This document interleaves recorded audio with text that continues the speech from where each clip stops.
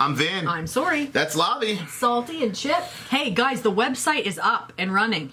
So vinandsori.com.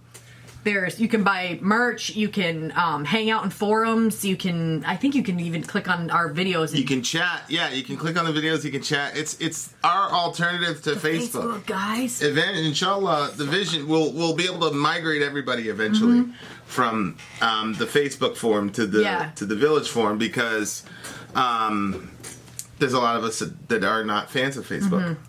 It'll make it easier too, because it'll make all the talking on one forum, because right now we're spread over so many of them. It's extremely difficult to but that's going to be a very long project. Yep.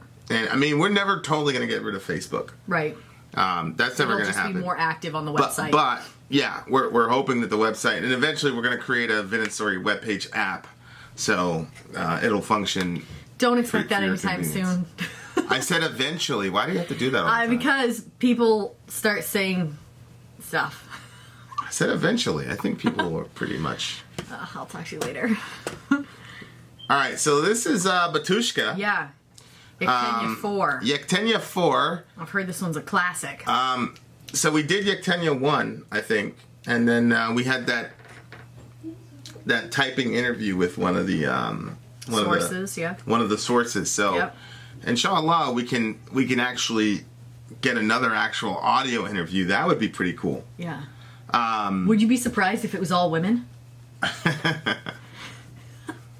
How would they get those voices though? Those are dude voices. That's true. That's true. We have the actual translation here, so that should help us with the. That'll help us with the understanding of the song. But anyway, Batushka. This Ready? is Yekteniya 4. Yekteniya 4. And go.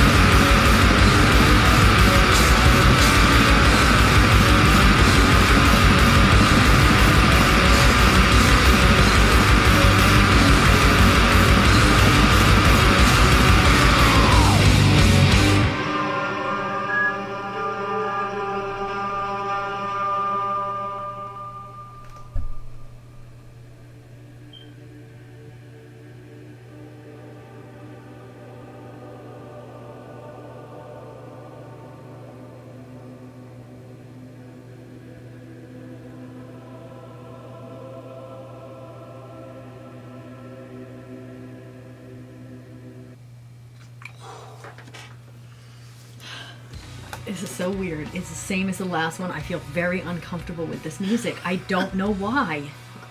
I love this song. It scared me. I love this song. I can see how, it has like that like cathedral sort of sound, the way it like rises and stuff, and it scares me. I don't know what about it scares me. Like something inside me is like, no. Isn't that weird? It's strange. I love this song. Okay, what are the words? It's probably going to be like the last one where I felt weird and then it was all like, I am the Lord. Saying nothing bad about God. I'll hear your guilty doings from your lips. I am the Lord. I will hear your guilty doings from your lips, and will attend with clemency. What's clemency? Like forgiveness, overlooking of wrongdoing. I will forgive you any trespassing, licentiousness, and involuntary. I will consecrate your souls and your bodies. I am holy and eternal. I shall forgive you. I am the Lord.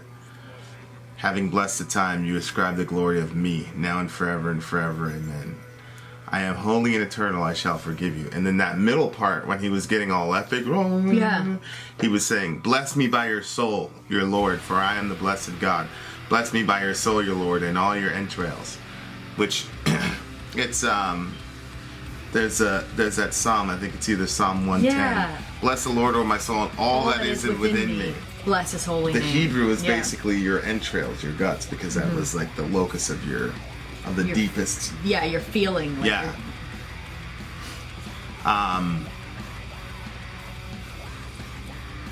my name is honorable and sumptuous. Bless me by your soul, your Lord, and do not forget your requitals. Glory now and forever in the centuries. Amen. Holy, I shall pardon you. Holy, immortal, shall pardon you forever and ever. I mean, it's an amazing song. Yeah, this is again why I get so confused when I listen to these people. I don't know. Like I love all this song. Stuff could be. You could say all this stuff in a church. Well, why? Well, it's all based on the Psalms. Yeah. Why was what? Why was there blackness coming out of somebody's eyes or something? Well, it was Mary's eyes, and then it turned into a garden. No, that was later. There was another one before that when I jumped because I saw like the whatever coming out of the eyes, and then they hit the beginning. There was like some scenes of martyrdom. Is that what they were trying to? Yeah, you know what I think it is that this is like the Eastern Rite. This is like the Eastern side of the church. Yeah. Where a lot of the it's kind of it's a form of orthodoxy. Okay. That you're not really familiar with. These are very ancient forms of Christianity. So, like, I feel like if you went to an Eastern Orthodox or like a Russian Orthodox church service, how did you feel? I didn't like it very much either. Yeah. Right. Yeah. So, but I had to keep telling myself, no, they're talking about God right now. Yeah. Because I kept feeling very uncomfortable with it. That's. So why is that? I don't understand. That's your evangelical Protestantism. Plus, your family came out of Catholicism. So anything with that type of ritualism or anything like that, like you've got like a. You've automatically. I've got my arms crossed. Yeah, like you've automatically got a bear. Like I don't. I mean, you know me. I don't have a problem with like ancient forms of Christianity. Yeah, no, I know. Like I remember when you first started crossing, I'm like, what the fuck are you doing? Yeah. And then like you told me the roots and stuff, and like I was like, oh, okay, well. Yeah, I'm not gonna not cross myself or wear my crucifix because, I'm not supposed to because I'm a Protestant. It's ridiculous. It's like crazy. Like Martin Luther. Weird. Martin Luther would be way more at home in a service like this than he would in one of our evangelical gatherings. I'll tell you that right now. That's not even a question.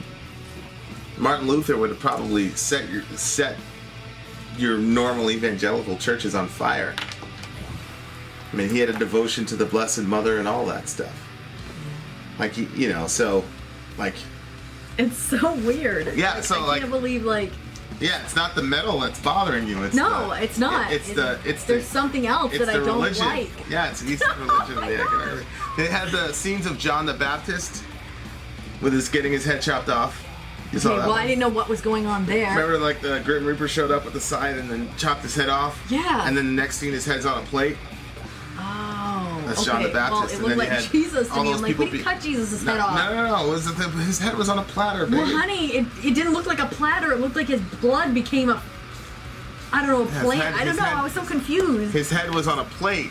Yeah. And okay. then. So what was it basically showing? Like the different things. So you're saying it was talking about it was showing the video martyrdom. had the various forms of martyrdom, and then you had Mary, and then her eyes, and she cried, and then it turned into all these flowers and garden plants and all that stuff. Yeah.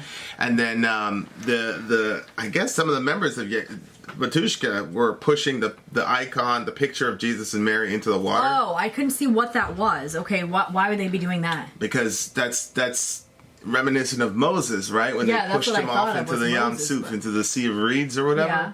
So it's like the correlation between Jesus and Moses and all that, like this protected child. And then you had the Peter, the one that was crucified upside down, and then they chopped off his head and all that. Did they do that to Peter? I'm pretty sure, yeah. Cut off his arms and all that? Yeah. Boxed it up? But that's the other thing is relics, right? It's like they would take pieces of the righteous dead and all that. That, I mean, are you good with that? I mean, no. I mean, as a Protestant, I'm like, oh, why would we need to do that? Yeah. Like I'm not, they would collect the fingers of the martyrs and all that. But so yeah, it's interesting. It's just way too much of an ancient form of Christianity for you. Yeah. That's so interesting. Yeah, and you know what? It's weird because we listen to some very, very dark stuff. Yeah, like satanic black metal. Yeah, and I'm fine with it. But every time I listen to this stuff, I feel like that something bad is wrong, and like I'm bad. I shouldn't be listening to that. I feel like I start questioning the channel when we listen to these people. Well, and this is like the most biblical. That's what confuses me. As far as like, even like Christian bands, like these guys are like straight top to bottom Bible. Like everything is top to bottom Bible, and everything in the video was like pro-Christian. So like this is the most Christian band and music and video. Yeah. I want to get hold of the artists who did this video because we have some ideas that we need to get them to work. So, I mean, lyrically, it's all either from the Bible or directly from either Russian Orthodox or Greek Orthodox liturgy. Mm-hmm. It's like straight from the church liturgy. So yeah, that's what's so weird to me is I'm like... Well, I think it's because you have a... I can't. You have a resistance to that stuff. Oh, big time. Remember the way your mom was looking at me when I had my crucifix on? Please, I was looking at you like that too when I first saw it. Yeah. And then all my evangelical buddies were all like, there's all this fear of like the early church stuff. See, I've done so much reading about the early church and different forms of Christianity that I know that our iteration of Christianity is very new, very recent, and is unrecognizable to a lot of like our early brothers and sisters. So it's so weird. So like, it doesn't bother me at all, but you guys have like we're gonna slip into Catholicism or something if it's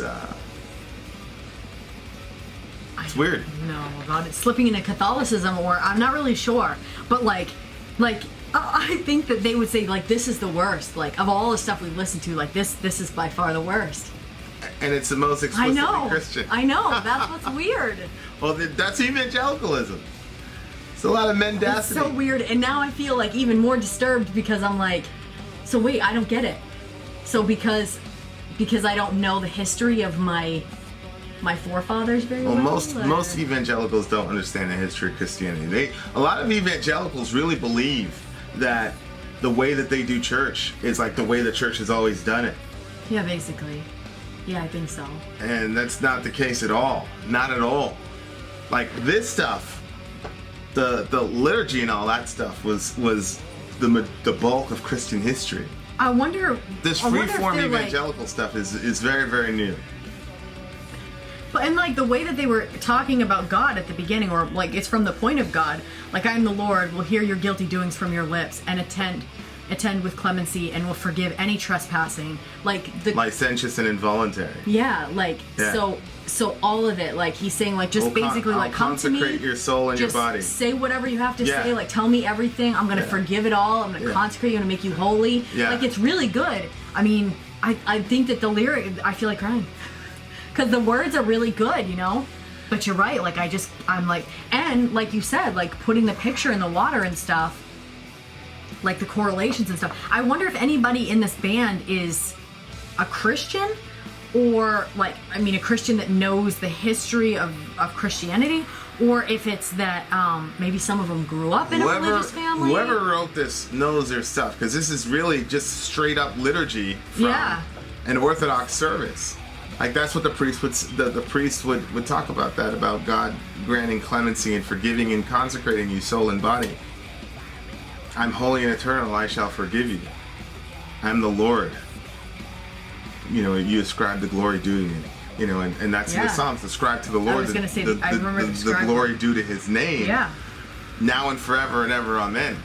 And at the end, when they were the martyr, when Peter was being martyred, they chopped his head off in his leg, and he was just, his body was just being gashed. But then out of that comes the Sacred Heart of Jesus. You know, and it goes all up to heaven and all that.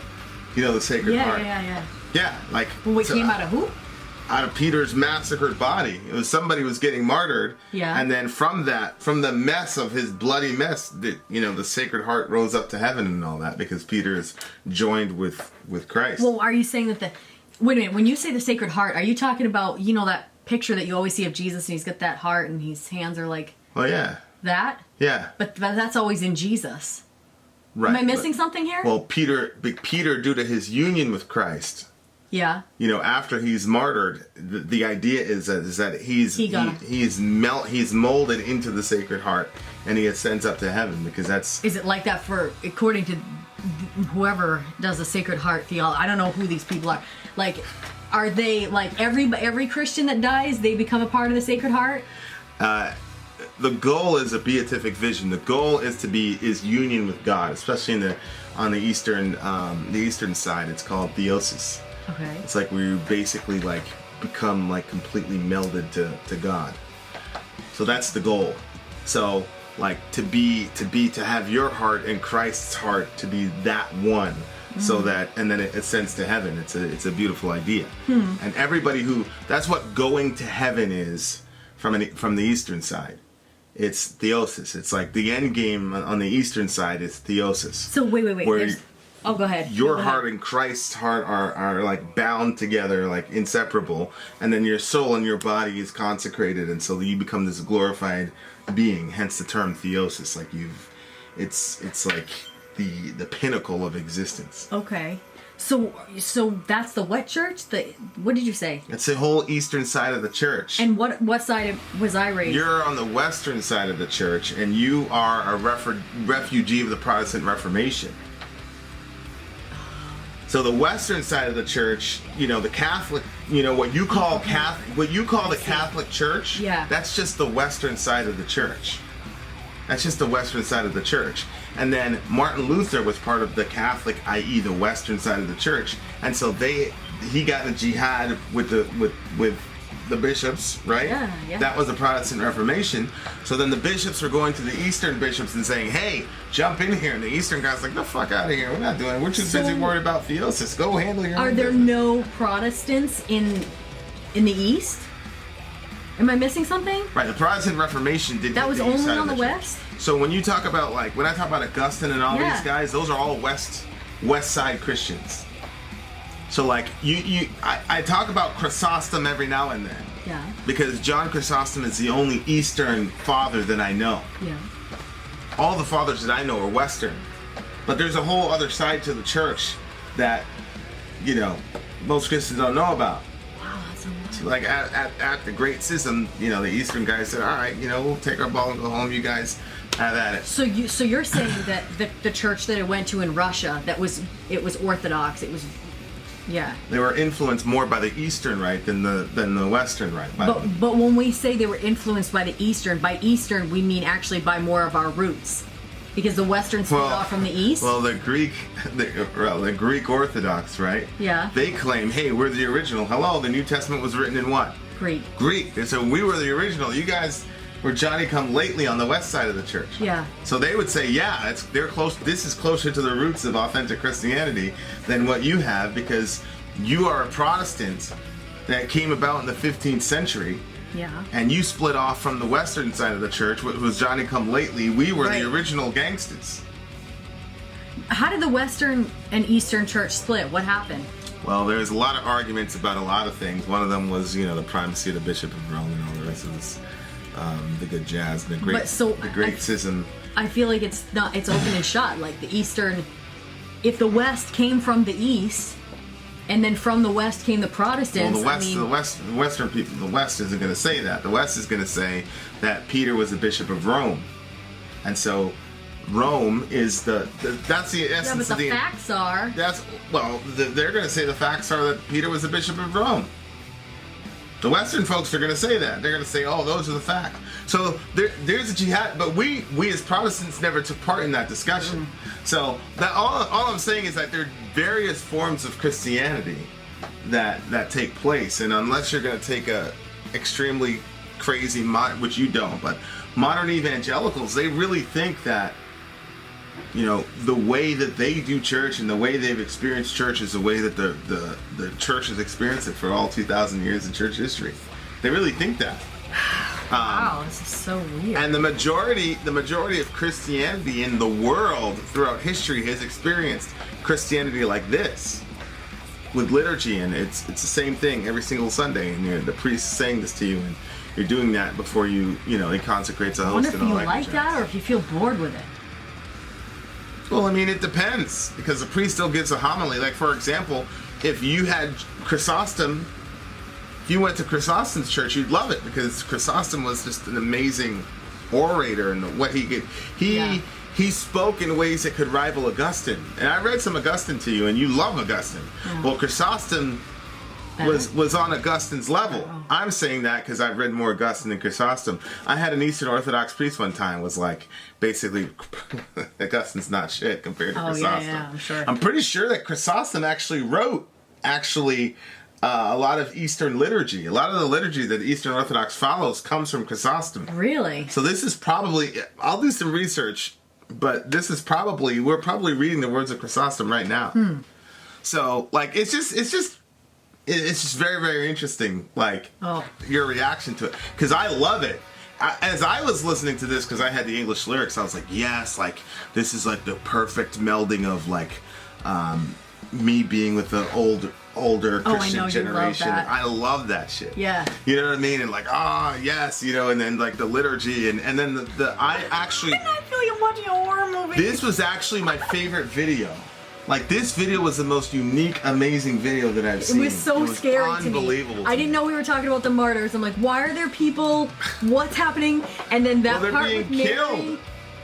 They're being killed, Your Grace. Yeah, it just looked like a horror movie to me. Like, well, a lot of Christian history is a horror movie. Yes, babe, I know that. But when I know what the purpose is, not just some psychotic neighbor, I was like when it started, like, I was like, oh, like, my anticipation, because I know you've already listened to this song, and you've love this song. Saying how much you like it, and so I was like really looking forward to it. And when it started, I'm like, okay, and then all of a sudden, like, I got scared, or I was like, I had to like tell myself, friggin' sorry, uncover your face.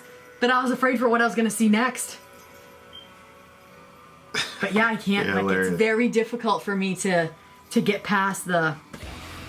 You're right. I think that's what it is. Oh my gosh, it's so weird. It's favor. Yekteniya 4 is favor, which is favor, which is grace. So the name of this is basically grace. It's about God's grace. I was reading today, and where was I reading? In John, actually, the book of John. For from His fullness we have all received grace upon grace. I was like, just thinking about that verse over and over. From Christ's fullness we've all received grace upon grace. And I was like, what is grace upon grace? I'm like, does it just mean like you get grace and then you keep getting more grace and more grace?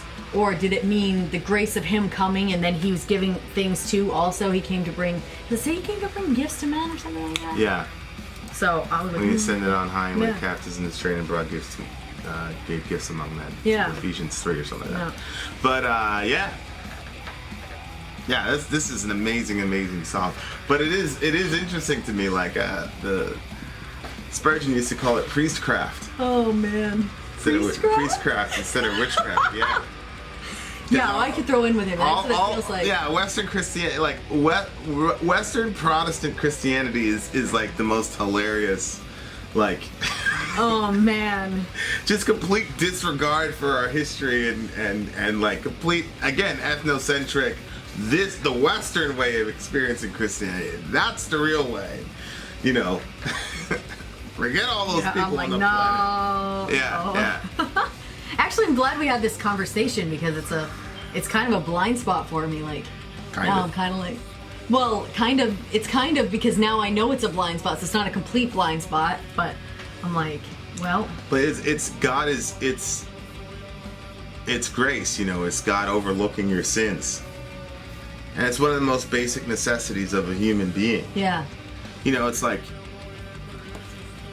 the idea where he says, I'm the Lord, I will hear the guilty doings from your lips.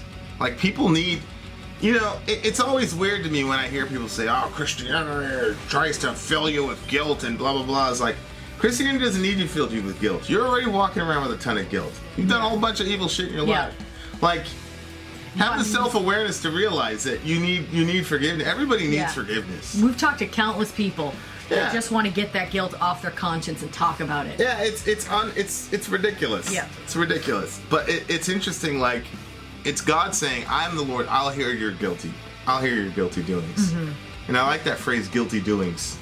It's probably a bad translation or something, but I like that, guilty doings. Mm-hmm.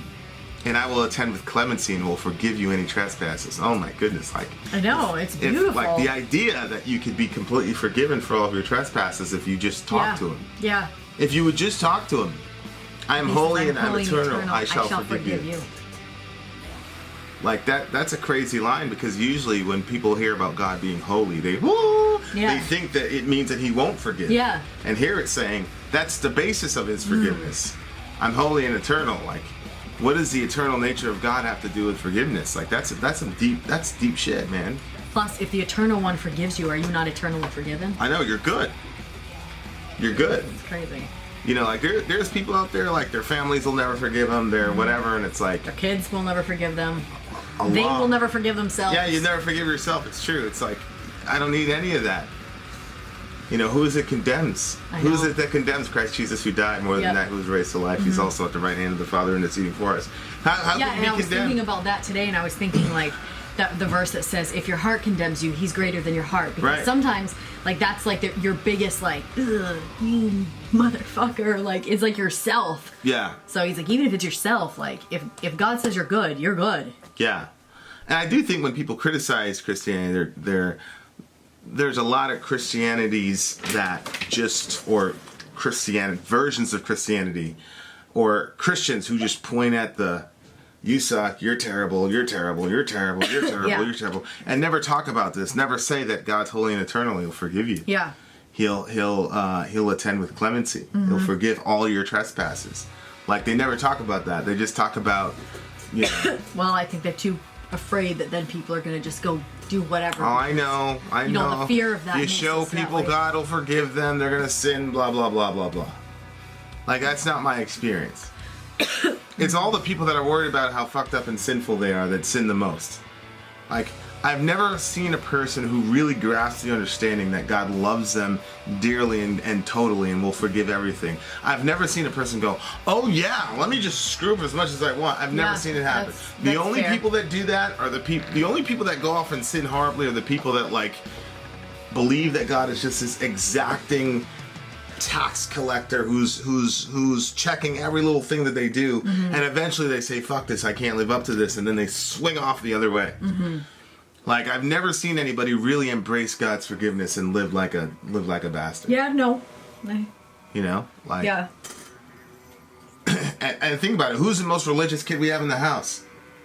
Our naughtiest one, right? The one who's doing all the evil shit. Yeah. Yeah. Okay, well, there you go. Like, religion will fuck you up and turn you into a really terrible person. But this shit right here, it gives you hope that God can count you as a good person.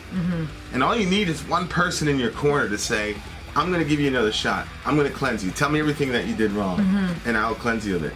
All people need is one. If I'm convinced there's so many people, like, if you just give them one shot at a do-over, and they could be convinced in their minds that they had a do-over, they would do so much better. But they never hear that because, you got a bunch of people pointing the finger, condemning them all the time, and then, like, I'm pretty sure that if let's say I was some black metal kid right now, listen to this song, like, that would make me say, shit, is God like that? Like, I would be like, if God is like that, I'll take that. Yeah. That's an interesting line. My name is... I wish I understood their language so I could hear it. Yeah. In their language. My name is honorable and sumptuous. That's interesting. Where? Sumptuous. Oh. Like, it's a very sensual term. Oh. Like, he's basically saying that my name, like, his nature is honorable and full of delights, basically, is the idea. Because it's... What does presumptuous mean? Sumptuous. Yeah, I know, but what is presumptuous? Before means that you think you're going to be able to just feast on a person's whatever. So, like, you would presume to go into somebody's fridge. Like, you just, before even asking, you believe that you can indulge yourself on whatever. So when he says he's sumptuous, he's like, he's opening himself up to be indulged in. He's saying, like, I'm your joy. I'm what you've been looking for your entire life. You know, like, we were talking ahead, and he was talking about, like, how he was confused about how he hit the pinnacle of being a rock star. There's, 8 billion people on the planet, and you're like one of 5 who's made it to the pinnacle of this thing, and he's still miserable. And he was talking about how he wanted to take drugs and die in his sleep because he couldn't find that, and he was hopeless. And he said he was exhausted searching for that. And then here, because it's like, I love this because it's like, it's not only because people don't understand that. Like, every fireside, people ask me about heaven and hell, and they're like, oh, is God going to send me to hell, blah blah blah. I'm like, that's not the point. Here's the point right here. It's like, God will forgive you. But what's the point of the forgiveness? Just so that you can have a clean slate? No, so that you could come to God. Because it says, so, like, it's cool because he's saying, bless me by your soul. But he only says that after he's forgiven them. So he's like, I will forgive you. And then you bless me and then feast on me, and then you'll see, like, this is what you've been looking for your entire life. And, like, that's what people don't understand. That's why anytime people ask me about heaven or hell and forgiveness, I always say, if you want God, you'll have him. Because that's that's the true God. And if you want him, you'll have him. And if you truly find him, then you won't be able to do anything but bless him. So, like, this is some real beautiful stuff. But it's interesting because it's unbelievable. It's really good stuff. Holy, I shall pardon you. I shall pardon you forever. Like, that's insane. That he's holy, immortal, and he'll pardon us forever. Like, that's So really, like, I wonder where they come from. If all the parents are like, yes, listen to that music, that's good, because they don't ever. No, they were threatening to kill him. Remember? Yeah, that's right. Why? That's so confusing. I don't know, because speaking from the perspective of God, I guess, is blasphemous to these people. Oh. I mean, oh, so they don't believe in any gifts where somebody speaks. They don't believe in prophets or anything like that. No. Because it's strange to me, because the source had said that, and I'm like, there's so many passages in the Bible where the author speaks from the perspective of God. Yeah, that's true. You know what I mean? Like, he'll say, thus saith the Lord, and blah, blah, blah, blah, blah. So it's like... Maybe if they said... Thus saith the Lord? I don't think so. I just think people are just prejudiced against black metal, and they automatically think black metal. And just like you're ethnocentric, they're ethnocentric. And then they have the skulls in there. Yeah. Yeah, the aesthetics... Everybody's going through the woods. It makes it look like they're going for some seance. Yeah. The aesthetics are dark. There's no doubt about it. Like, I'm not going to pretend about that. Those are pretty dark aesthetics for sure. Yeah. Because at the end of the day, they're still a black metal band. But, like, if you actually listen to the substance of what these people are saying, it's amazing. Yeah. It's unbelievable. This is deeper than any worship song you put on a radio. And, again, we can't say definitively, because they haven't, to my knowledge, said anything definitively about it. But what the hell? I gotta talk to these people. Oh, so you're saying... We need some answers. So you're saying it may be that they're talking from the perspective of God, or it may be that they themselves think that they're God. Well, the source said that. Oh. That this wasn't a trick. Oh, yeah, that's right. This wasn't a trick. This wasn't satanic, like, like inversion. This was, like, straight up A to B. Yeah. They're talking from the perspective of God, and they're using the liturgy. So, unbelievably amazing. Obviously a 10 for me. I love this song. This one's really hard for me to rate. I have moments with this song. Like, this is real, like, spiritual shit for me. That's all. Oh, I can see that. Yeah, if you can get past what I'm hung up on, it's some real significant stuff right there. We should email them and the source and say, hey, make sure their next record it's in all major chords and palatable for evangelical and Christian radio. Turn up the lights on the set. Turn up the lights and don't show any scenes of martyrdom. No skulls. Which litter Christian history. No, seriously though, babe. This one's very hard for me to rate because I can't separate my discomfort from it. Like, now that I see what you're saying, I'm like, oh, so I'd have to listen to it again. I can't tell you, like, I'm holding back how uncomfortable I was. Well, I mean, it doesn't surprise me. It doesn't, like I call Mary the Blessed Mother or whatever. Evangelicals go crazy. Yeah, I know. I got used to that. But when you first said it, I'm like, what? Yeah.